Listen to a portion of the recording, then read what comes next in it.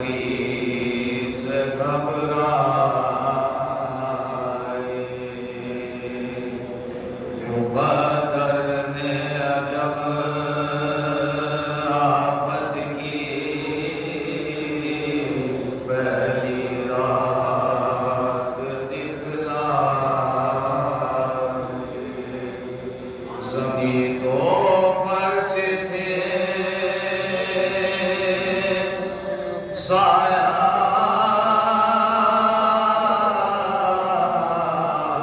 بندھا چرمین آئی زمین تو فرش تھے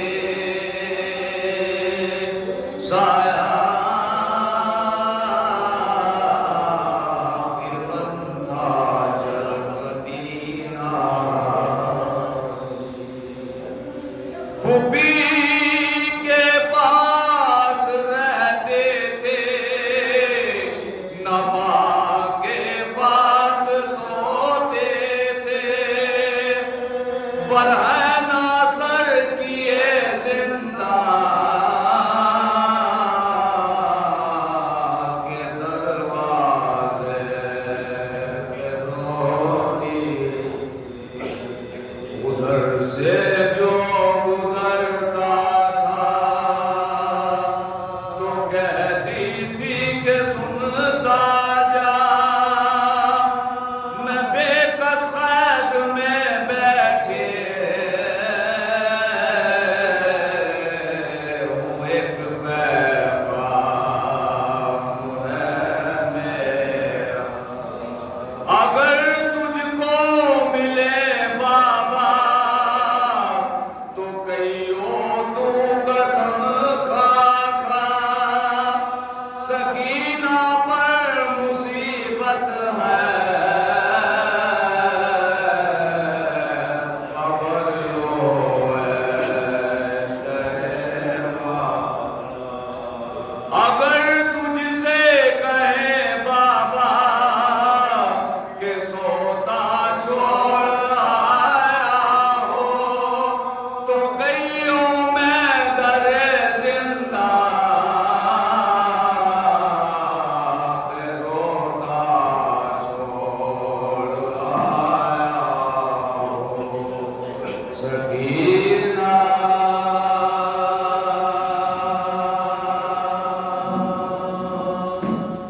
اللہم صلی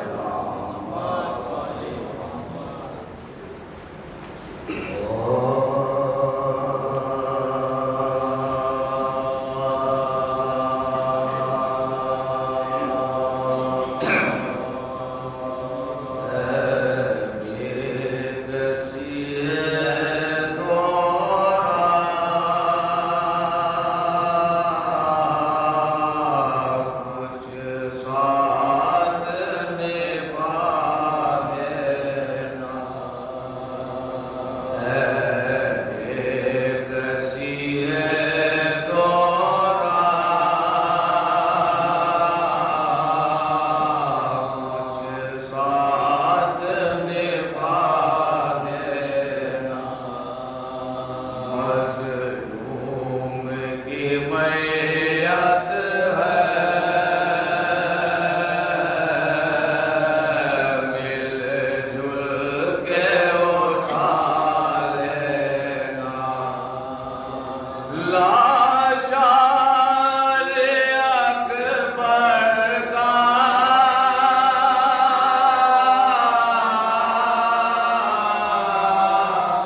گر اٹھ نہ سکے تم سے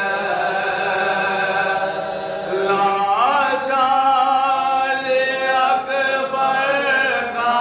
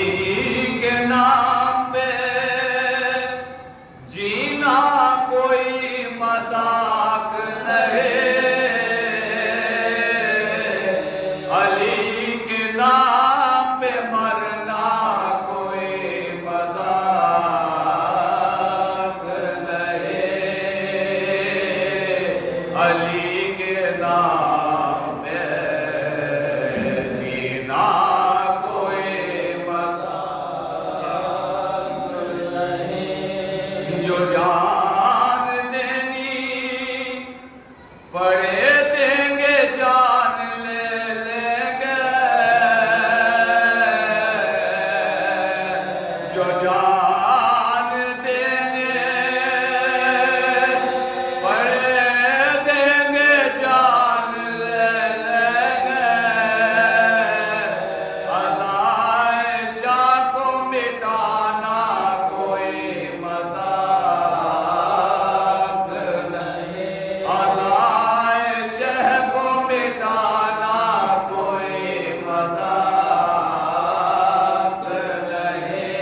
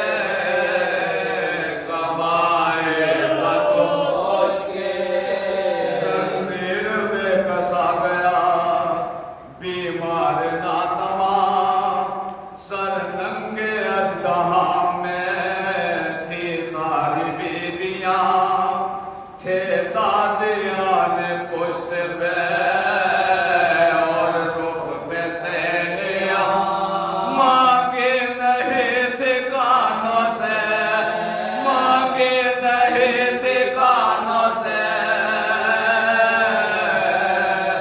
کھینچی تھی بالیاں مانگے نہیں ٹھکانوں سے کھینچی تھی بالیاں دہشت سے میرے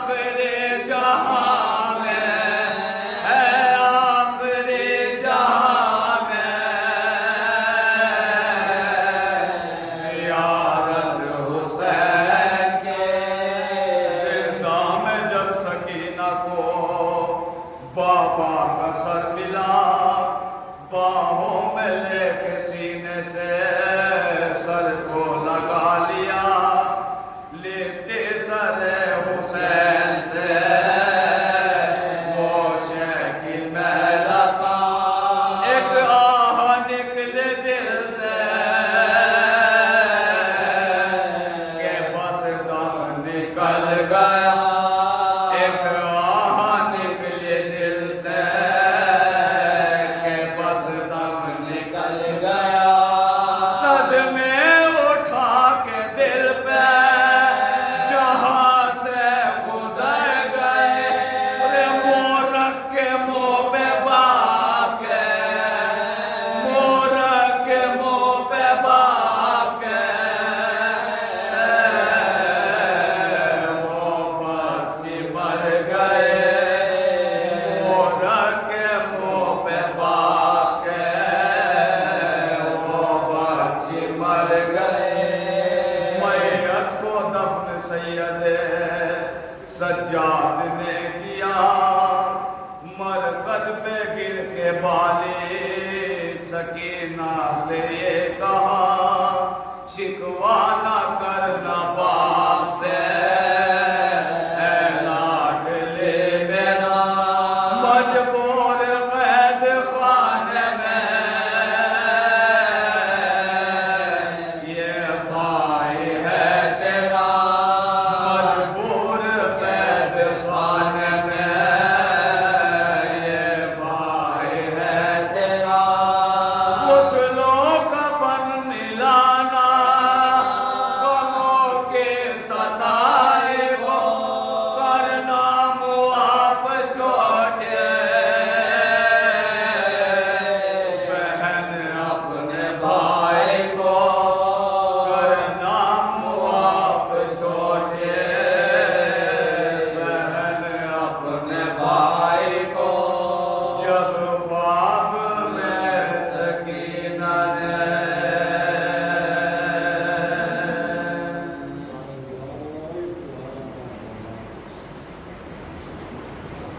الله العلي العظيم أعوذ بالله من الشيطان الرجيم بسم الله الرحمن الرحيم الحمد لله الذي لا يظلم مثله القائلون ولا يحصي نعمه ولا يؤتي حقه المبتدئون الذي لا يدرك بعد الهمم ولا ينهض ضعف الفتن الذي ليس لصفته حق محدود ولا نعت موجود ولا وقت معدود ولا أجل ممدود فطر الخلائق بقدرته ونشر الرياح برحمته ووجد بالسحب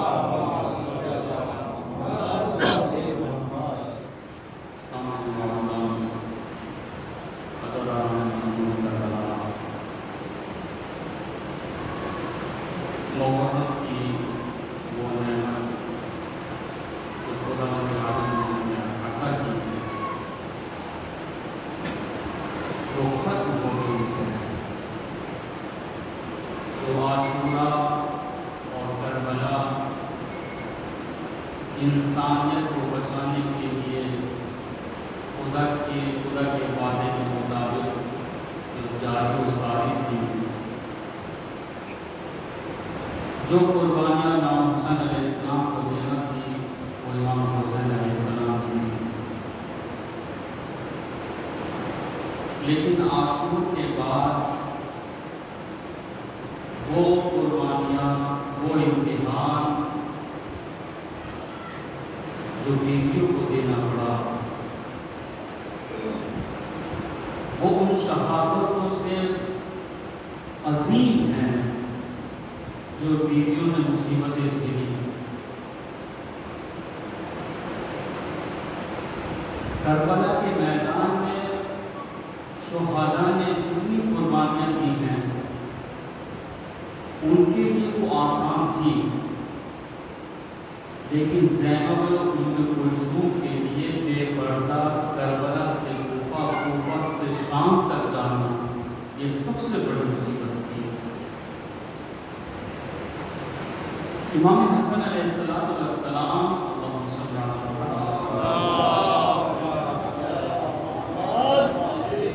مدینے میں ایک کوچہ تھا، امام حسن علیہ السلام اس کوچے سے کبھی نہیں جاتے تھے۔ ایک گلی تھی مدینے میں، تو امام حسن علیہ السلام اس سے کبھی نہیں جاتے۔ اصحاب نے پوچھا، مولا آپ ہر گلی ہر کوچے سے چلے جاتے ہیں لیکن اس گلی سے کیوں نہیں جاتے؟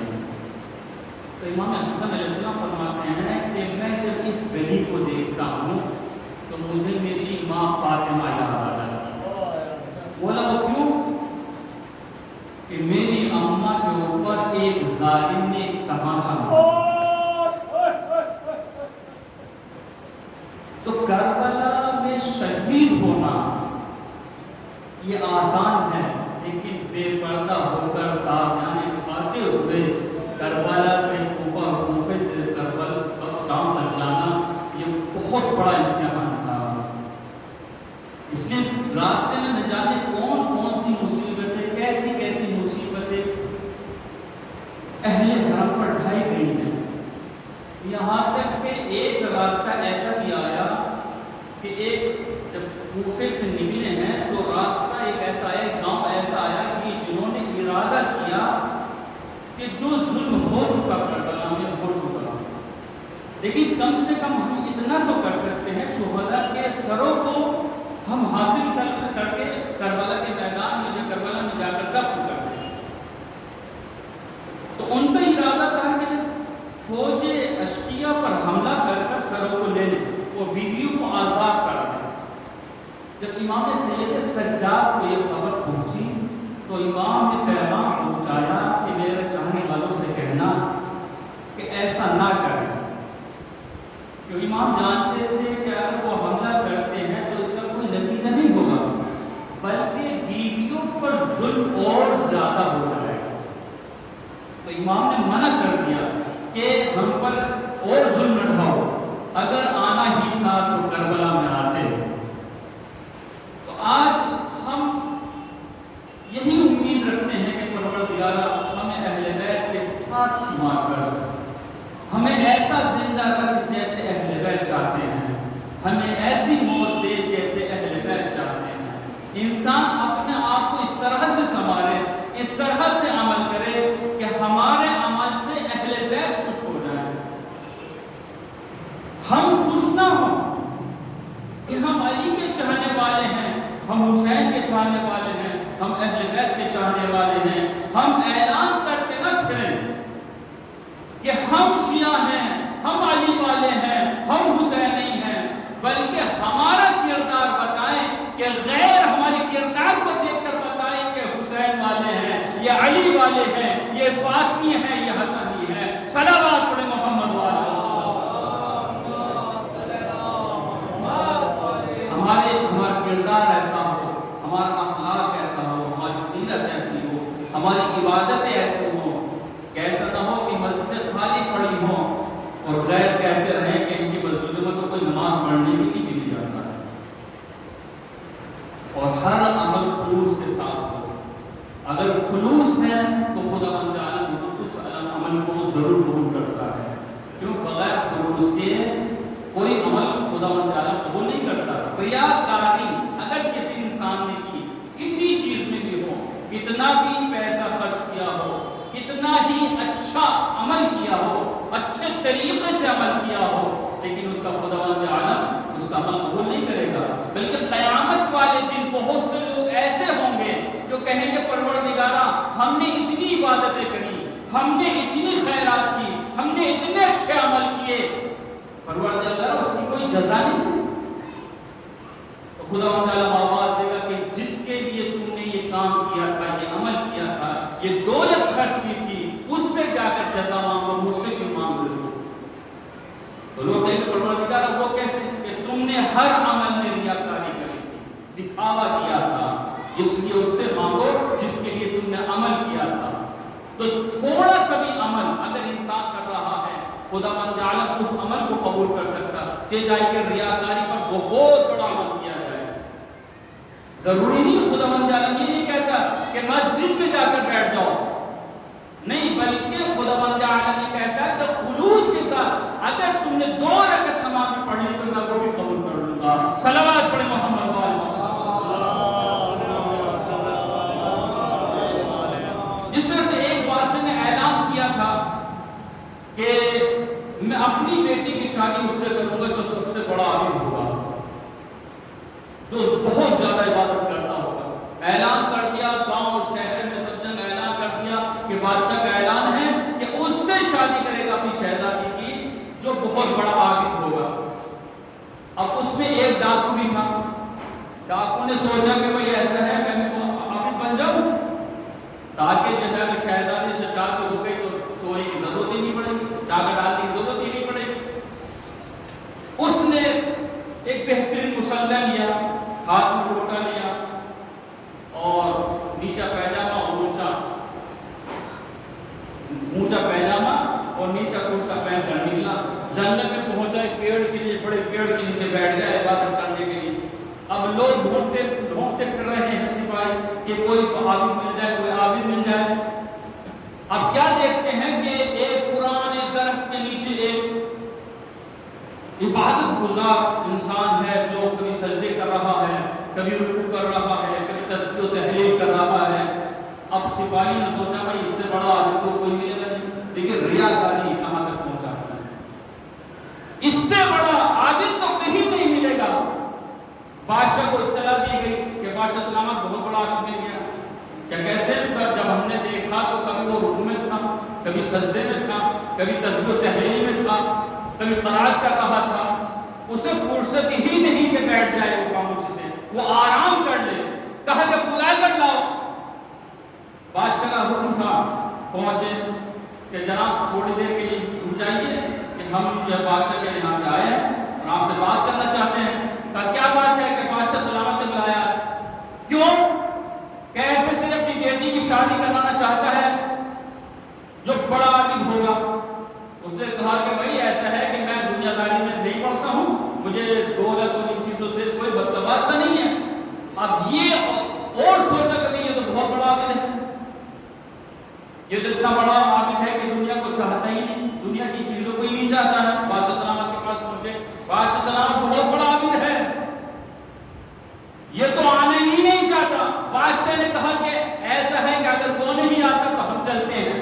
بادشاہ اپنی شان و شوکت کے ساتھ لشکر کے ساتھ پہنچے، اور پہنچنے کے بعد جیسے ہی عابد کو یہ اطلاع ملی کہ بادشاہ سلامت آ رہے ہیں تو بادشاہ کو دیکھ کر اس ڈاکو نے، نئے عابد نے خدا کی بارگاہ میں سجدہ کر کے کہا پروردگارا میں ریاکاری کے ساتھ تیری عبادت کرتا تھا تو ایک بادشاہ میرے قدموں میں آ گیا، اگر میں خلوص نیت سے تیری عبادت کرتا تو کائنات کی کون سی چیز نہ ہوتی تو جو میرے سامنے سجدہ ریز نہ ہوتی۔ صلوات پڑھے محمد وآل محمد۔ تو یہ ہے کہ انسان ہر عمل کو خلوص کے ساتھ کرے۔ انسان خداوند یہ نہیں دیکھتا کہ تم کتنا خرچ کر رہے ہو، کتنی بڑی عبادت کر رہے ہو، بلکہ خدا یہ دیکھتا کہ اس کا دل کیسا ہے، اس کا خلوص کیسا ہے۔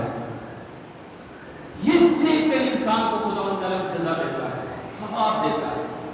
میرے نوجوان، ہم دیکھتے ہیں اپنی آنکھوں سے کہ ہمارے نوجوان عبادتوں سے بہت دور ہیں،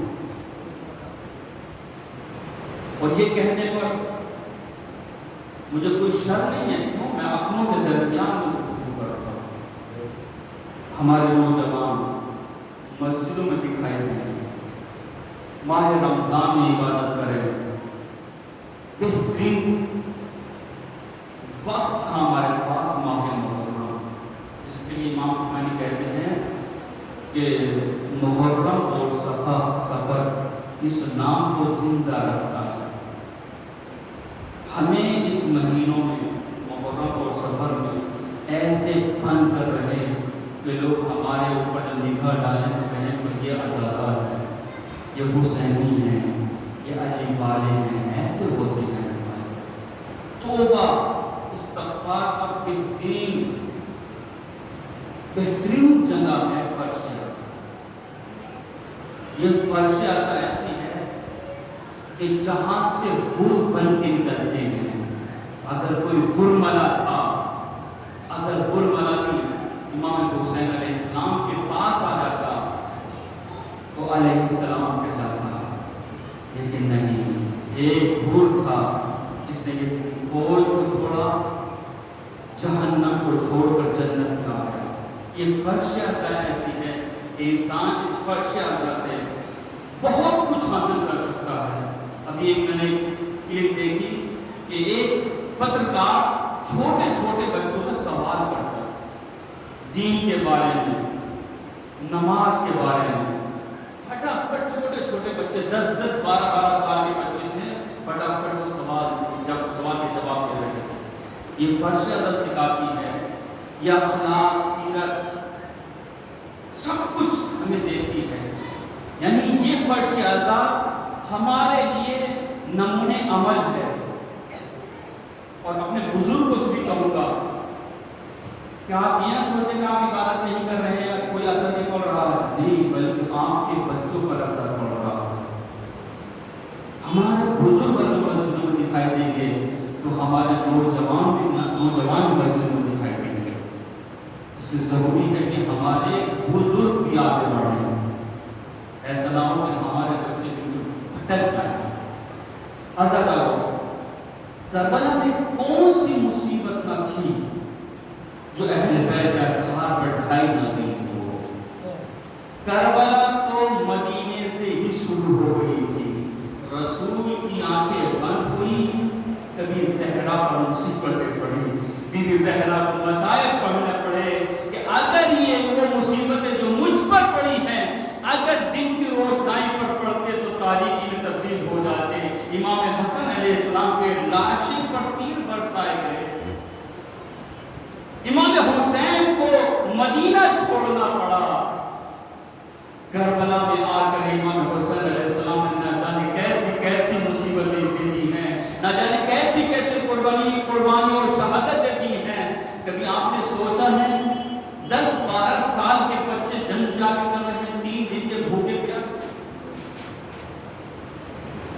12 سال کے بچے، 12 سال 13 سال کے بچے پامال کیے جا رہے ہیں۔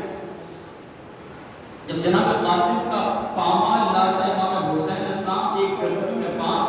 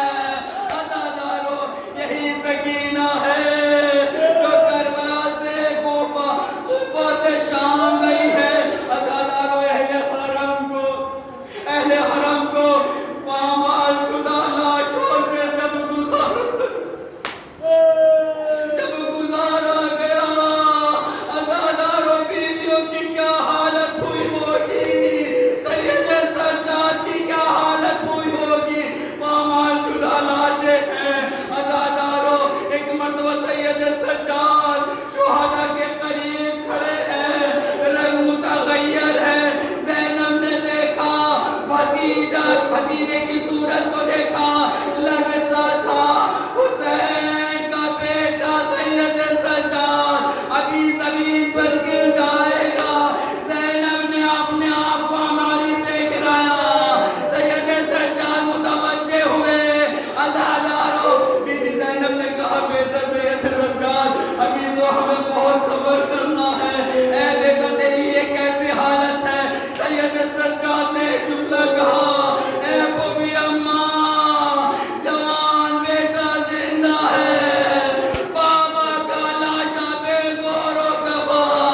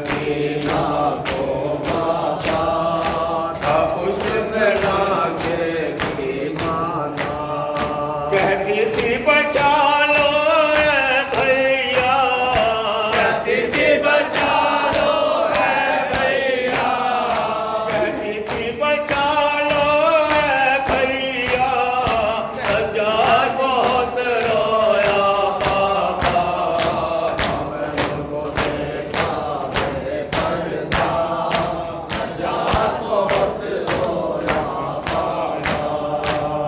लाल में रोके मेरी बहन, लाल में रोके मेरी बहन, कहती थी कि कब जाएंगे वतन, लाल में रोके मेरी बहन, कहती थी कि कब जाएंगे वतन। फरमान उसका पूरा हुआ, माना उसका पूरा हुआ, फरमान उसका पूरा हुआ, सज्जाद बहुत रोया बाबा,